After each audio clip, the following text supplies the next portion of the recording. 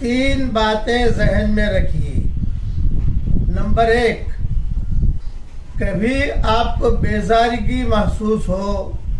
کچھ کام کرنے میں جی نہیں لگتا، مزہ نہیں آتا، نہ کھانے میں مزہ آتا ہے، نہ گھومنے میں مزہ آتا ہے، نہ ملنے میں مزہ آتا ہے، کچھ کام کرنے میں مزہ نہیں آتا ہے۔ نمبر 2، عبادت کرنے میں بھی مزہ نہیں آتا، عبادت کرنے کا شوق بھی نہیں ہوتا، مسجد میں جانے کا بھی شوق نہیں ہوتا، قرآن پڑھنے کا بھی کوئی جی نہیں لگتا۔ نمبر 3، روزی کی بھی کمی ہے کہ دھندا بھی نہیں چلتا، قرضے چڑھ رہے، تو آپ سمجھ لیجئے کہ آپ کی زبان سے کوئی گناہ ہوا ہے